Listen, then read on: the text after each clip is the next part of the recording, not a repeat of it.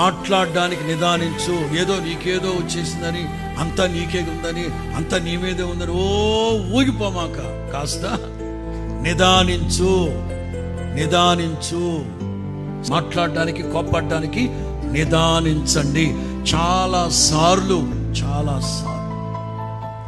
ఈ యొక్క అనుభవాలు మన జీవితాల్లో లేక, వాళ్ళు చెప్పేది మనం వినక, అప్పుడు అనిపిస్తాయో అన్న ఏదో చెప్పబోయాడు, ఆ రోజు కోప్పడి నేను సగమే విని అందరూ చెప్పొచ్చేవాళ్ళు,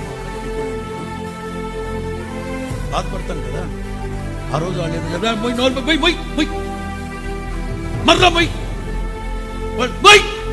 ఏంటి పూసేది అని వాళ్ళని దబాయించి వాళ్ళ మీద కోప్పడ్డాం. చివరికి ఏం జరిగింది? చేతులు కాలిపోయాయి, అవమానం జరిగింది. విందాం. జ్ఞానము గలవాడు వింటాడు, వినాలి.